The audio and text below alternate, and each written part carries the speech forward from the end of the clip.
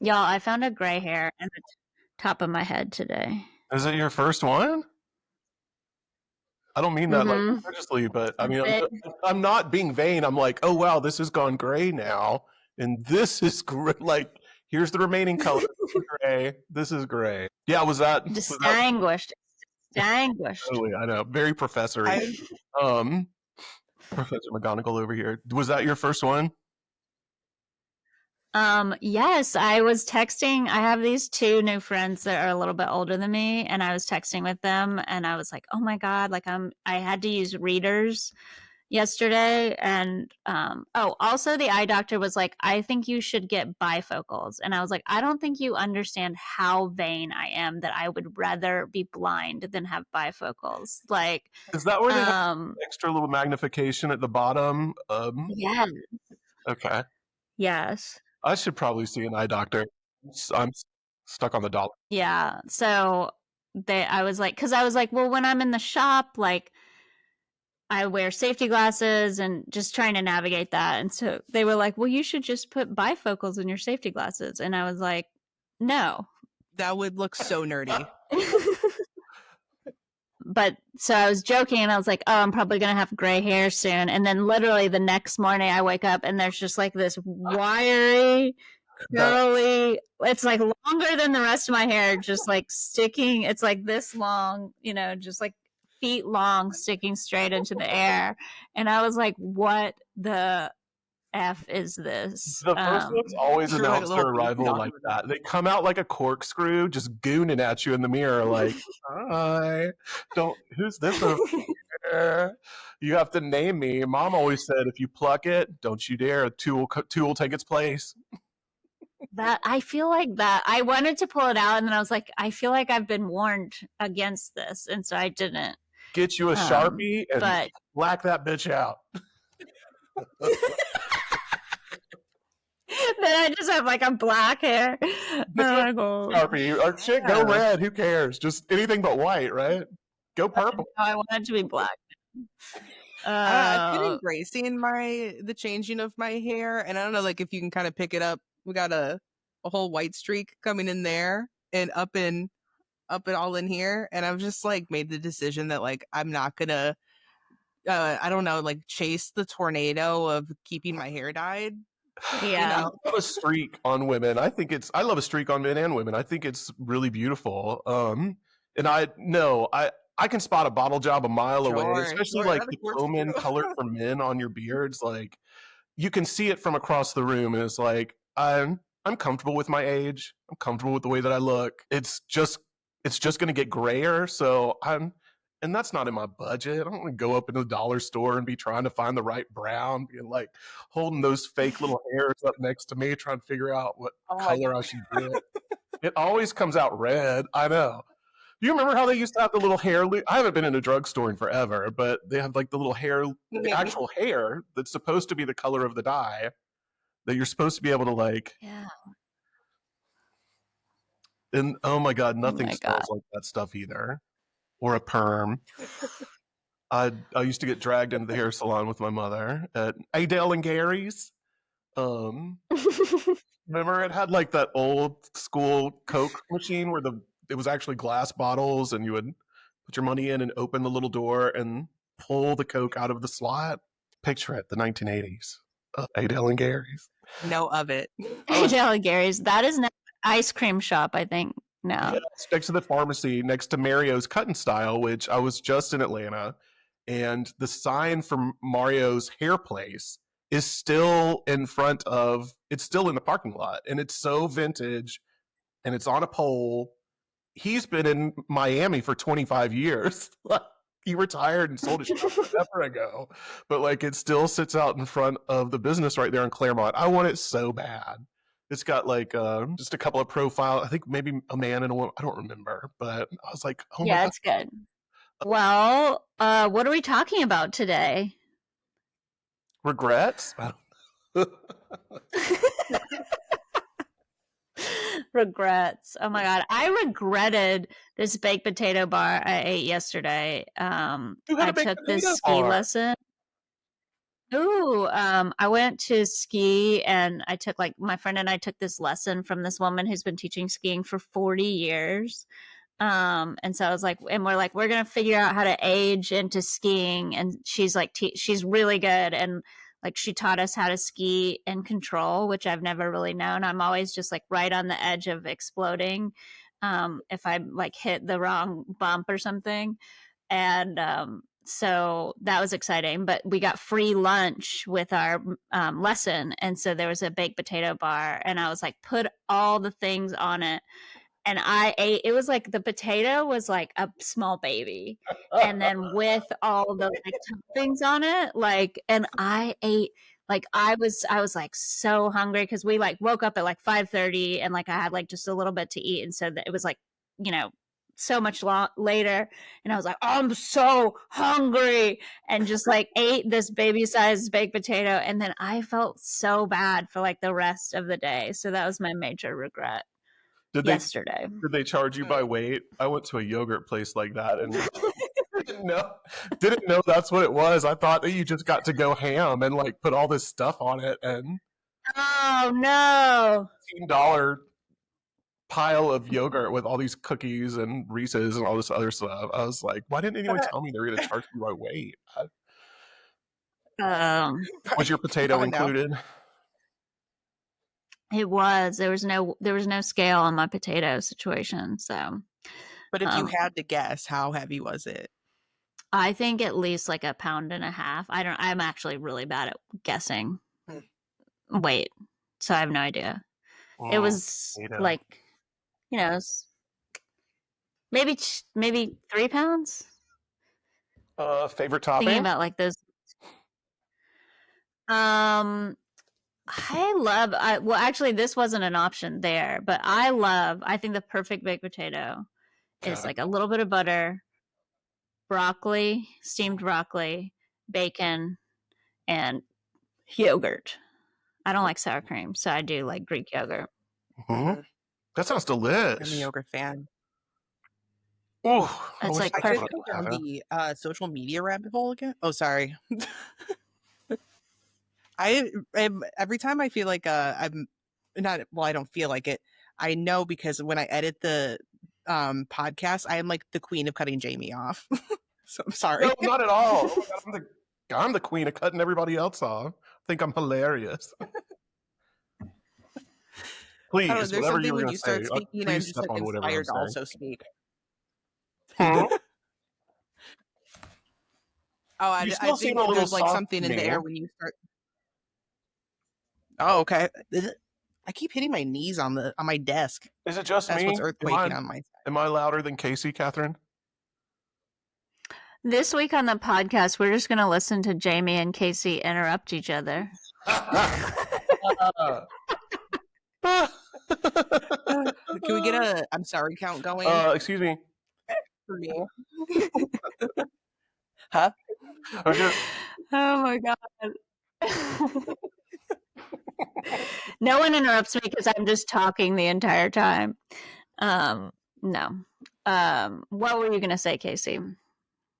I was this potato talk just had me thinking about the like English jacket potato truck on Instagram that's blowing up, and I don't know if anyone else has heard of this, but it sounds nasty as fuck to me, where they put like tuna salad in a hot potato. Oh, I can't think of anything worse than canned tuna hot. Yuck. Yeah. Yuck. Yuck. Like, wait, so do they put tuna salad in the potato and then bake it? Like, is it an injection molded situation? No, but that would be kind of fascinating. It maybe get like all crusty or something, like tuna helper, but it's like, no, they have like the baked potato and they break it open and they put the butter in it and they do the little thing where they like really fuck up the insides with the little spatula, and then they put a bunch of cheese and like tuna and mayo. It just like whop, cold in there. I think it's cold. It looks cold, I assume. And then just give it to you. No. Yeah, it seems like a shortcut meal. Oh, no. Hot canned tuna just I know in the 70s and 80s there was like a tuna casserole or something, and I just always thought it smells bad enough when you open the can. I can't imagine adding heat. Well, You're like, let me get a waft of that. No, let me add some heat to it. right. You know what? I'm not green yet. Please Incorporate add tuna. heat. What'd you We say? want to magnify the smell. I torture myself like every time. I don't mean to, but it's becoming a real habit where every time I've scheduled myself to go to Highland after work, I bring myself a death meal, and it's like it's so nauseating. It's Greek yogurt that's been sitting in a lunch pail all day and a packet of tuna. Except for last week, it was imitation snow crab legs and yogurt. And I always feel sick afterwards. I feel sick hearing about that. Yeah, I can't believe no one smells my breath because I can't imagine. Can't imagine anyone couldn't. I am. This is something new to learn about you, that you are into imitation crab legs. Oh yeah, and I like force feed myself right at the top of the hill inside my car before I come down. It's like gorge on yogurt and like crab or a tuna packet, and then get out of my car and walk down the hill and like enter like nothing happened. I mean, I like tuna, and I would totally make tuna salad with yogurt, Greek yogurt or whatever, instead of mayo. But one does want a little salt and pepper, maybe an onion, some celery. Yeah, it's like my inner single father coming out. Yeah, that does give me divorced. That gives me divorced dad meal vibes. I think in another life I was a divorced dad for sure. Yeah, well, you're eating like one. It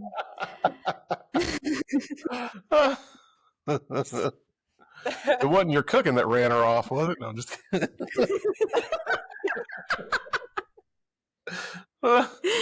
Baby, I made dinner. It's imitation crab legs and hot Greek yogurt.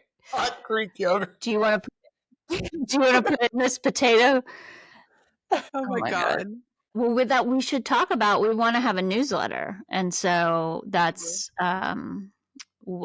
maybe moving towards having more direct engagement with listeners. So, if you are a listener, subscribe to our newsletter. We haven't sent one out yet, but we're going to send one out shortly, and that's part of our strategy, is to have more direct engagement, so it's less social media and more like sort of building community. Totally. And if you are here for the newsletter and it's not about Highland stuff, I'm sorry that Kat catfished you on YouTube. So I made this video to send to like Highland members, and I was like, I'll just pop it on Plain Possum YouTube, and I'll just make it unlisted, and nobody will ever know. And then I guess I clicked public, and so then it was like posted on our YouTube for a while. And 100 times Kacey, like, anything else we've done. It went viral.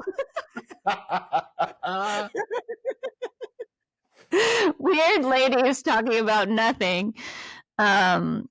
Yeah, so Kacey very politely told me that, was like, hey, there's like a video I don't think you meant to put up. And I was like, oh God. So that was awkward. Yeah, but we're doing a newsletter. Yes, but we're going to do a newsletter. And also, do you want to talk about Phallinger, Kacey?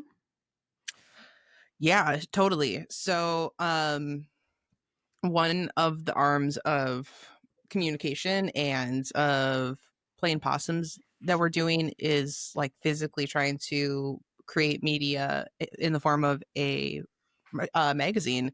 And so we're kind of in the planning stages at the moment of creating content and reaching out to people and writing stuff ourselves.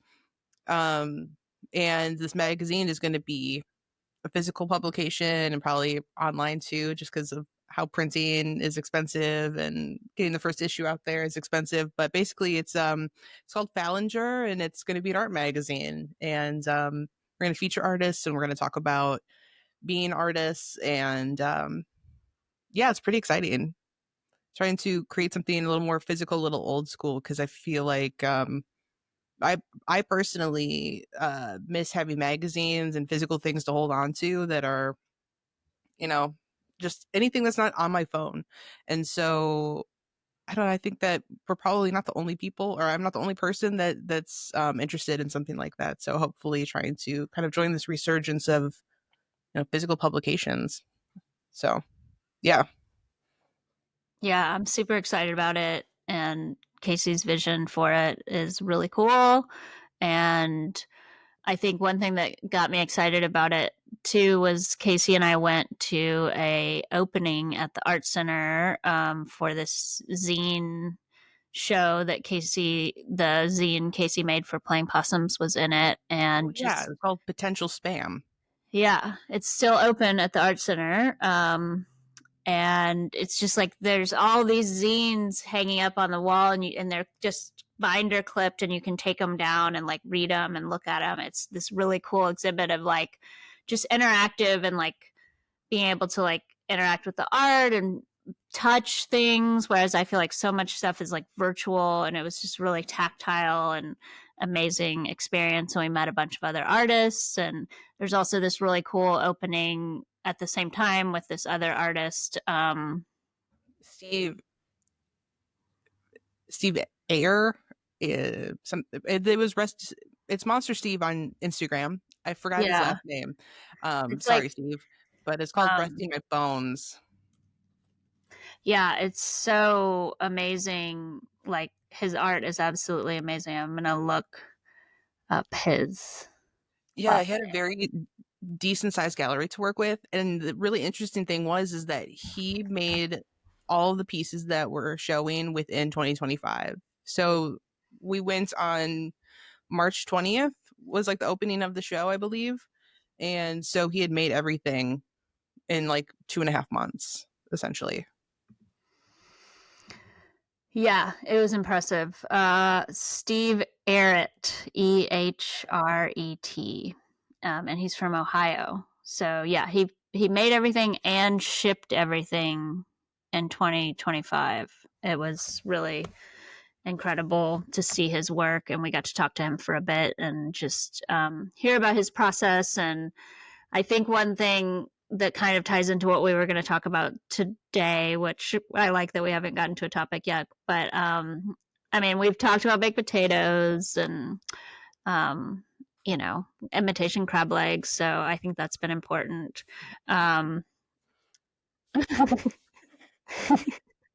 So We're talking about Fallinger too, and I think yeah, the idea of like, I would love for the audience to, maybe chime in with like a temperature check. And also, I think it would be a great opportunity if people are interested in collaborating with us to also come through, because we have plenty of space. I mean, really, the sky's the limit with this. And, yeah. I have, I think big goals for us. And then I look back on my whole plan that I'm getting ready to present, and I'm like, I think I'm biting off more than we can all collectively chew. So if anyone out there is a writer, or we're looking for comics as well, illustrators, photographers, like, reach out. 3D artists, don't Mm-hmm. leave us out. Yeah, so yeah, but what I was going to say, thank you for saving me, because my mind just like it just went blank. Maybe you saw the dead look in my eyes, but what we were going to talk about is taking up space. And what was so cool to be in that space where Steve's work was like pretty big gallery, and like just his work, took up that space in there. And like also just like that he made this work in a short period of time, and like just sort of embracing that creative energy and just going with it. And I feel like this podcast has been a drive for me to sort of keep pushing myself to take up space and as an artist in creative spaces and make the work I want to make and all of this stuff. And I feel like it's interesting sort of building this momentum and doing this collaborative work with y'all is like I'm feeling more and more comfortable taking up space. And one of the things we were talking about before we started recording was like, just that I feel less apologetic or less sort of like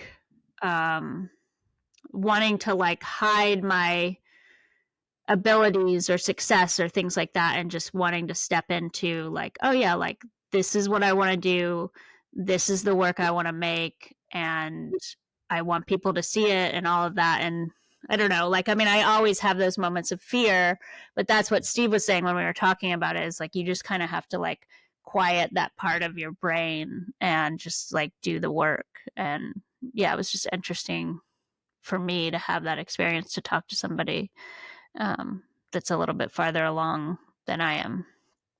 I like that you mentioned unapologetic, because I think, doing the podcast and then putting myself more intentionally in spaces where I have to be creative and share what I'm doing is a really great practice in being unapologetically myself. And I think like people, like if you have the opportunity to put yourself out there and practice being like unapologetically yourself, it's like super helpful for not only yourself like creatively and showing your work, but also just like as being a person in this world, especially after coming out of the pandemic and stuff, where we've had to be so separated, and then everything happening in like the US right now, like it feels very like separating in a lot of ways. So yeah, but I was just, when you said unapologetic, I immediately jumped to how I've just like embraced being myself and like having this experience with Jamie, who's really great, but though I've never met in person. So it's like, let me just be like my really awkward self and like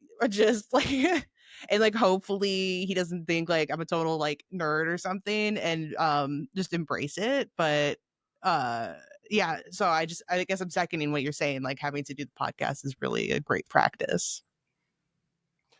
Well, absolutely. I mean, us putting ourselves out there is obviously holding space. I mean, this isn't putting myself on the internet talking is not my first choice, but I think it's important. And I mean, obviously, it's a good time spending time with y'all. And yeah, Casey, we've not yet met, but damn, we've logged some hours. So, I do look forward to actually Yeah, being in the same room with you at some point. But yeah, yeah, that'd I be think we're great. all doing that in our own way, and collectively here as well.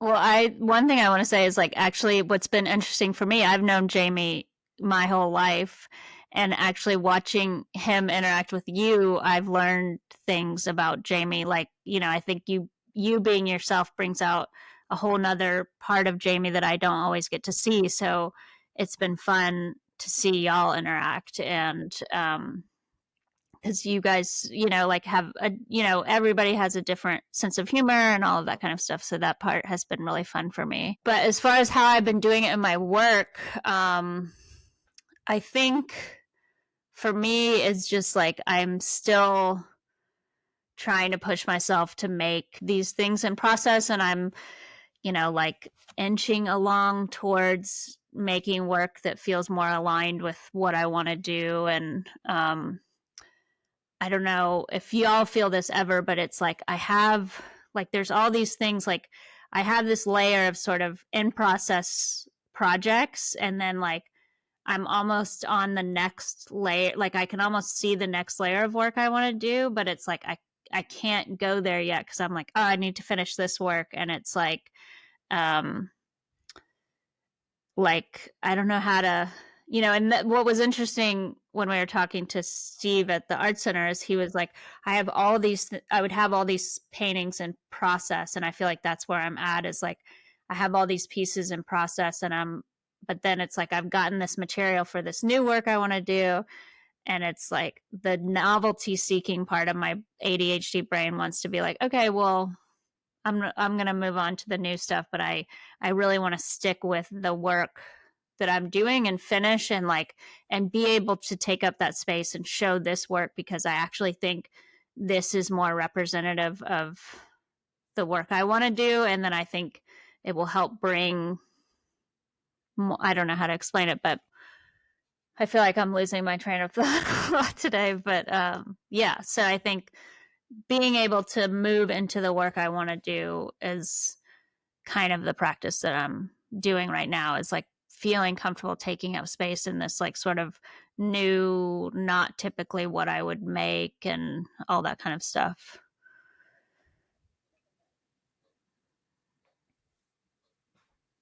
Am I still here? Yeah. I'm a ghost. Fiona, there's a ghost. Ghost. That's a bit rude. So I'm like all freezing up. Oh my god. We have to leave that pause in because it was so like haunting. There was definitely like a ghost. Fiona. Okay, I thought that's hilarious because I thought like maybe my computer had fallen off for a second. I was like, oh, this is awkward. And there it is again. Yeah, so I can pick back up. And so the other thing I've been working on is stuff like the stuff I'm making is like, I'm doing this show in April and I'm like I'm really worried that I'm not working on the more typical stuff that I've sold in the past. And so it's like that uncomfortable space where I'm like, I'm working on this new stuff and I'm like, well, I don't have time to make sort of the typical old stuff I would sell. So I hope somebody wants to buy this new stuff, or I'm just gonna have a bunch of random stuff. But yeah, they make great Christmas presents. Everybody has a birthday. You get Jamie merch. You get Jamie merch. You get a painting. So April, I've actually been thinking about. Sorry, Kacey. Go ahead. Sorry. Remind me what the show in April is. It's called the Northtown Art Walk or something. North Corvallis Art Walk. I'm a guest artist with this person who does it's sewing, but you go like this. Chain stitch. Yeah, chain stitch embroidery. Yeah, you knew what I was talking about. For listeners, it's your hands are going in a circle.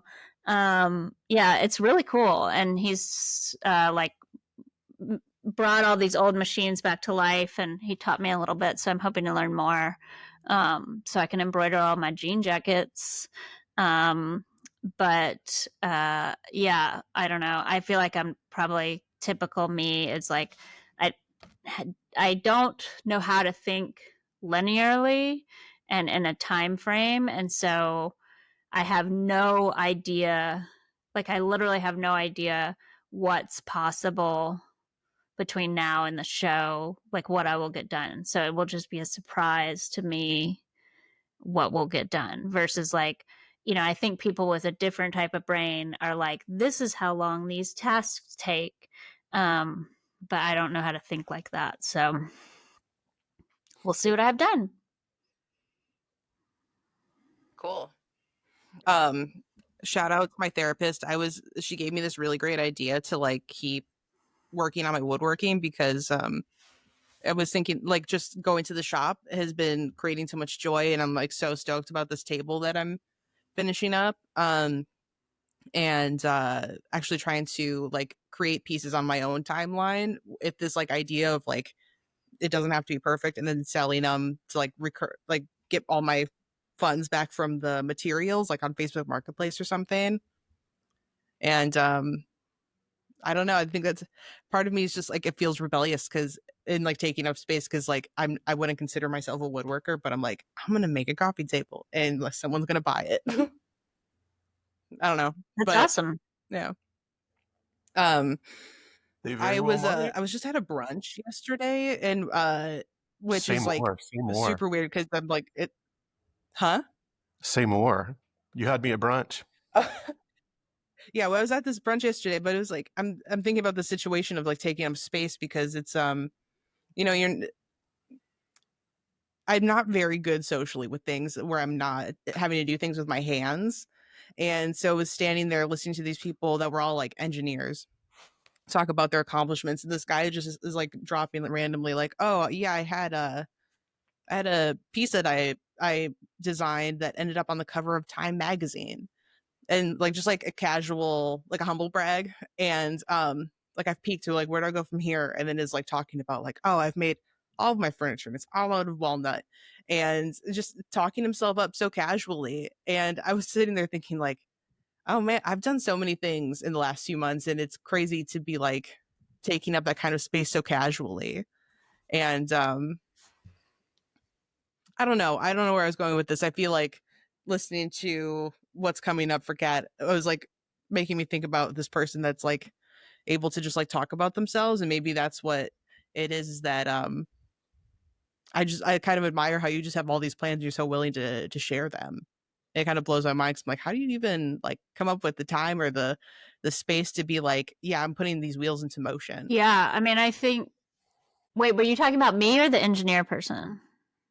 I think I was relating my experience listening to that engineer yesterday, about you just chatting about how you had all these plans coming up, and the ability to just talk about these plans. And I just think it's cool to listen to, because I don't feel like I'm in the same spot of like being able to have the confidence to just kind of pull those things out and be like, oh yeah, I casually designed something that got on the cover of this really popular magazine, or yeah, like I'm going to be this guest artist in this, quarterly show in this, big college town. And I don't know. I guess what I'm saying is I'm just fascinated by it. Not to like just toot all your horns, but Oh, toot 'em. Catherine's always been really good at that, though. She says she's going to do something and she doesn't. I mean, maybe not 100% of the Eventually. time. There have definitely been times you've put more on your plate probably than in the end you really could have handled. But I've never seen she's fearless when it comes to trying new things. And I think your woodworking career is a perfect example of that. You tried some. I don't remember how far back it was, but had you not had that adventurous spirit, you might not be sitting there, in your own workshop now. And Kacey, I think you're fully capable. I mean, you're one of the most organized people I've never been in a room with yet. And I think it's just all about intention. Catherine and we've talked about this before. We had this great planning trip last year where we went to Charleston for a week. And I think it's mostly about holding yourself accountable and creating the space for yourself to make sure these things get done. Because I had a beautiful plan, excellent plan, bigliest, most wonderful plan, and I did not execute it. I came back from the and went back to work and did not do any of it. But that is, interestingly, that is what I'm actually at now, is taking the time and space to actually make those things happen. So I've got my 2025 planned out, and it's just about showing up and making sure that I don't let myself down. Oh yeah, because you just got to Georgia, you left Mississippi, so it sounds like now you're going to go into full like artwork mode. What are you up to? Yes, I've got some time. So I'm already nearing completion on 3 pieces. It's a series. Just sort of some macro perspectives of a riverboat. Years ago, after a long hiatus from painting, I did not know where to start, and the universe said, just paint a goddamn steamboat. And I painted a steamboat. And after the last couple of years, not having a whole lot of stuff done the way that I intended, like on our planning trip, excluding Paula's cocktail linens that I wrapped up at the end of last year, I came back to the steamboats. So I felt like that's kind of it's one of those projects I don't have to really think about, and it's a good place to always start, just to get your hands moving, just to get charcoal and paint on paper. So I've got that done, and I've got some other things that I want to share in the next few weeks or so. And I've got ideas for summer, ideas for fall, ideas for the holidays. And yeah, just got to do it, right? So otherwise it'll be next year, and I'll be another year older, and there will be more gray hair, and my vision will be less sharp, and I'll have moved from a 1.25 reader to a 1.5, and I'll be in the yeah, so I don't think it's that mysterious. If that's, and you were saying you're just in awe or whatever, I'd put it on your to-do list, and I guarantee you're going to get it done. I think that's my thing is like I have things that end up on my to-do list and then like everything else gets prioritized for some reason, you know, like all the things that I need to do come first and then it's like, oh crap, I've been like going all day and the last thing I want to do is think anymore. Yeah. And it's like I guess it gets bumped till tomorrow again. Yeah. I think that is some of it though, is like I think I've had this conversation a few times with Marcia, is and this is something Jamie kind of mentioned, is like I will have way too many things on my plate. And so I think for me, stuff will stay on the list for a long time. And for me, like I am disappointed every single day that I cannot get done. Like I think that I'm going to work out, play guitar, do art, do laundry, you know, garden, build a tiny house, and you know, like the what I think is possible because of the way my brain works is like I'm such a time optimist that I'm disappointed every single day that I haven't done those things. And so like when things take so much longer, it doesn't like it bums me out, but it doesn't like get me off track. Like I am still taking tiny little bites towards whatever that is, you know, that I want to do, whether it's guitar or whether it's, you know, whatever it is. Like, right, like, you know, like I did a ski lesson on Sunday and like I have been skiing for a very long time, but I still want to improve skiing. And I think you know, that's something we've talked about, like taking up space. And like for me, like I feel very comfortable moving laterally through the world of like, you know, yes, I was a ski instructor when I was younger, but like I still feel comfortable taking a skiing lesson because I still know that I can get better. And I don't think I am better than anyone at skiing or something. I don't know how to explain it, but like I mentioned that to someone and they like laughed. They were like, "You took a skiing lesson?" And it was like they couldn't believe that I would put myself in a learning environment or something. And it's like I don't know where I'm going with this necessarily, but I think for me it's like the reason or the thing that drives me to keep doing things is not necessarily the accomplishment part of it, but it's like making myself a little bit uncomfortable every day is like practice at living, I guess, or like life is uncomfortable. And so it's like if you make yourself a little bit uncomfortable every day, or you put yourself in these situations that are a little bit uncomfortable, like, oh, maybe it's hard to learn how to ski, or it's hard to do things as an adult, or to be back at the beginning, then it's like, then that moment where you're not as successful as you want to be or whatever, as it's not as big of a setback or something, I guess, in those moments versus like if you're always just moving up in the world and succeeding, then when you do hit failure, then it maybe feels more of a setback or something versus like, you know, if you're constantly failing, then it's no big deal if you keep failing. I could see what you're saying. And you, when you're listing off like your to-do list for the day, I was like, that is exactly what I did first thing today was make this unrealistic to-do list. And I'm looking at it now and I'm like, what was I thinking? Because of course I always do that where it's like it's the time management thing. And then it is, but I do get to that place where it's like a bummer because I'm like, oh geez, like this isn't moving forward in the way that I want to. But also thinking about like what is a realistic expectation for someone that has a whole entire life and like many interests, and maybe I think what I'm gathering is maybe I'm setting myself up for a little bit of disappointment because of prioritize how I'm prioritizing the things I need to do. Like instead of if making art today was important, maybe instead of doing my gardening stuff first that I need to do, I sat down and worked in the studio for an hour or something. Well, I guess it's I don't just know. about the list that you make for yourself. I'm not going to overachieve. I'm not going to be disappointed in myself at the end of the day. I loves me. I do not want to be upset. I love So that it check all the boxes.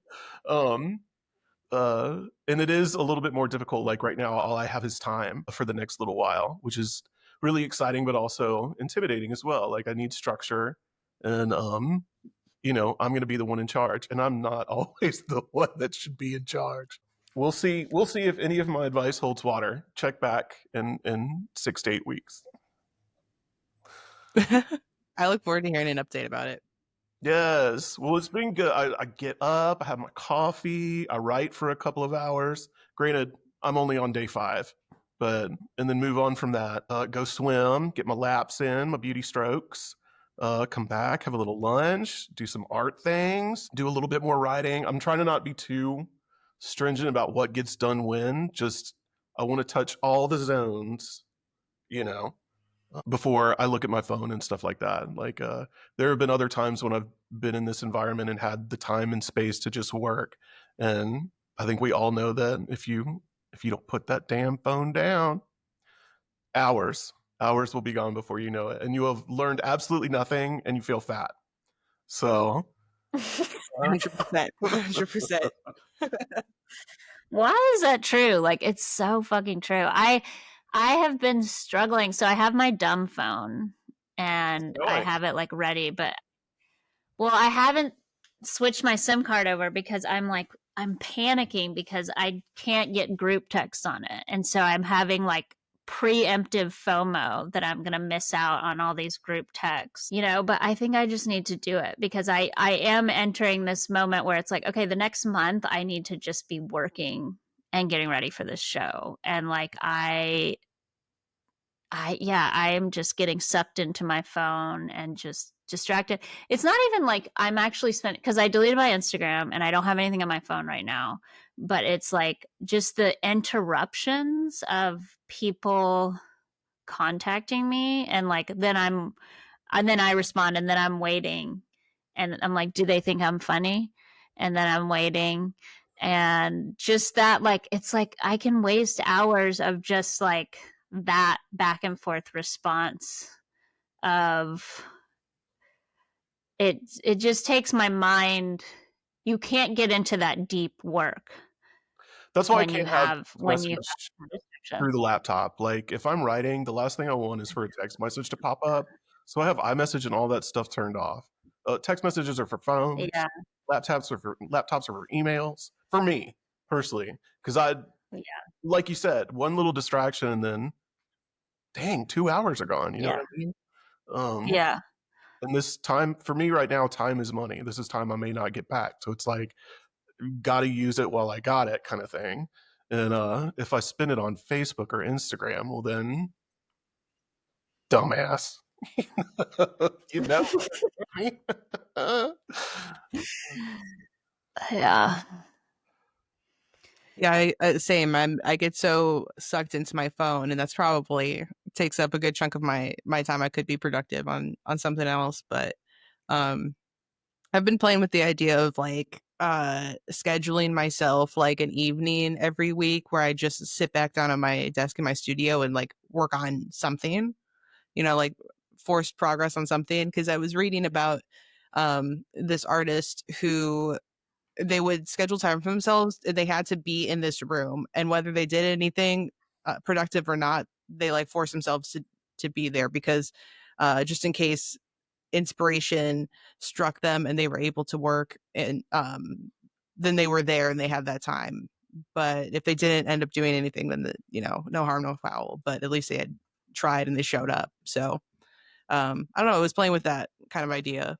Well, I'll acknowledge that sometimes it's beyond our control too, because the writing that I'm doing now, I've wanted to do for a long time, but I could not get around myself to do it when I was in Mississippi. At the end of the day, it's exactly what I should have been working on, but not wouldn't, but like couldn't. It was a hurdle that something about me that could not get it done. I can't even really put my finger on it. It's like maybe post dinner time is reward time. It's not work time anymore. Now it's reward time, and the writing is reward, but I wasn't thinking about it like that. So I don't know. I could totally identify with that. Like, it's supposed to be reward time because you're like doing the thing that you're that you really want to do, instead of like actually like going to work, I'd rather be doing this, but I already put in all the hours today. I already did all the things, and like, you're tired, you're like kind of, burnt out or whatever. And so it's like the last thing you want to do is like flex your brain some more. I know, and I'm a YouTube junkie. I gave up cable years ago, and I'm on Netflix until I watched everything, and then I deleted again. Unsubscribed for a while. But there's so much good content on the YouTube, and it's just like looking at the socials. Hours will be gone, and any intention I had for that time and space is totally overtaken by the joys of the internet. I think a lot of people deal with that. I don't think it's just creatives. I think we all struggle to stay away from the little entertainment screens, whatever they may be. Yeah, I wish I had a silver bullet for myself so that I would always do what it is that I needed to do. But I don't know. I had to literally change not my vibration, my elevation to get up here. I had to go from the Mississippi to good elevations. My next hit single is coming out. It's not your motivation. It's not your vibration. It's your elevation. One of our teachers in elementary school said something about what was it? Was like it's not your something about your aptitude. It's your attitude determines your aptitude. Who was it? Oh yeah. Was it Mrs.? I don't know. Was it Lakeside English? Maybe I don't know.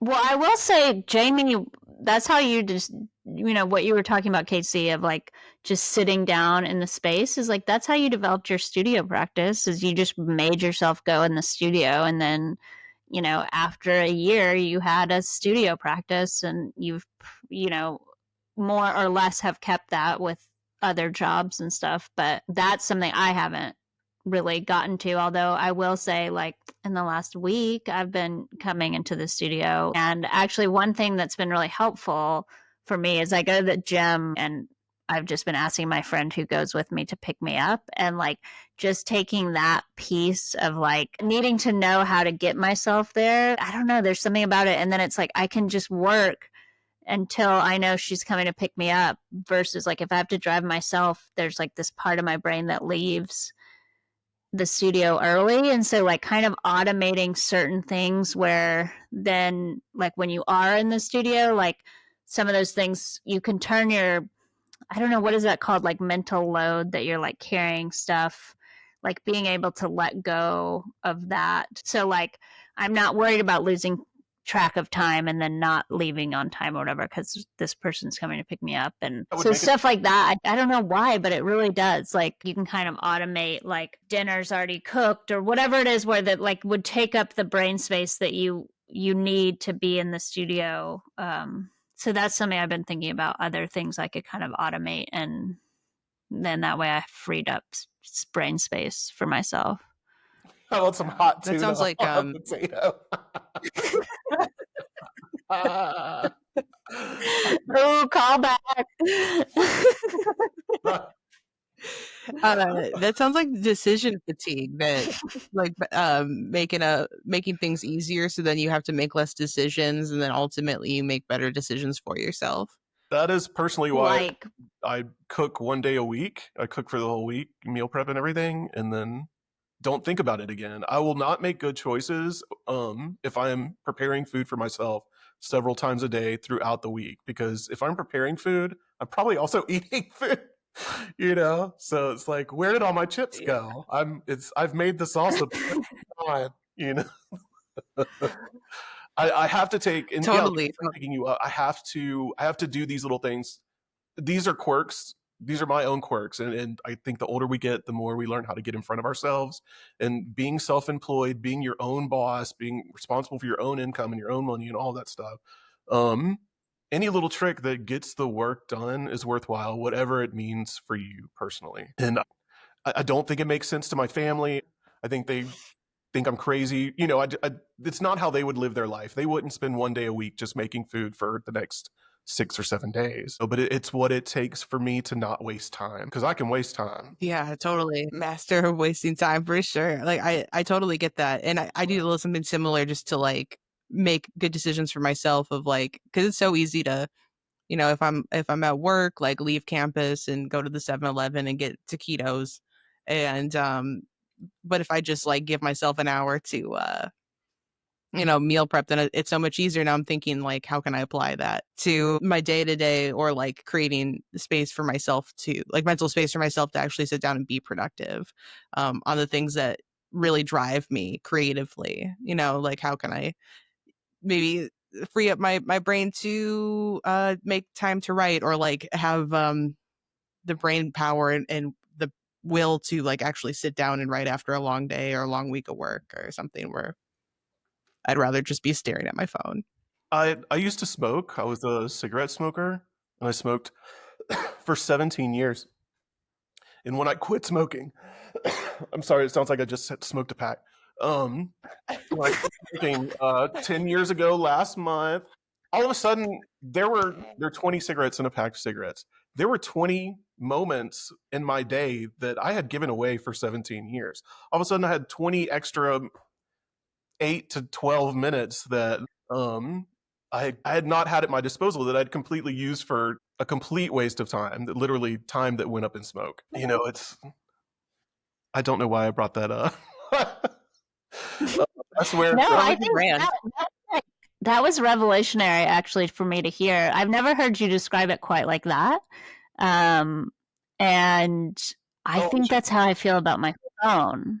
I think that's how I feel about my phone. Is like, yeah, it is. It's like those moments where I'm texting is like it's 8 to 10 minutes of back and forth exchange, whatever. And then it's those interruptions in your day and the interruptions in your flow, and I think other things too. But it's like that in particular. Like I think that's why I really want to switch to this dumb phone, is like to really try to break. It's an addiction for me, and so it's like Yeah, it is it's in like your I head. have to break the habit. Part of Yeah. time being wasted is the time that you're fighting in your own head. You know what I mean? Like 10 minutes before I would go to smoke that cigarette, I was already thinking about smoking the cigarette, And it was just wild that, wow, 20 moments of my day that I gave away for so long. That could be, that now I use to get on my phone. No, I'm just kidding.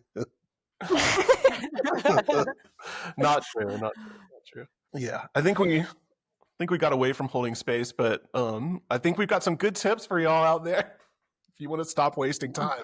Yeah. I love that you keep calling it a dumb phone. Yeah, maybe I'll go put my SIM card in it right after this.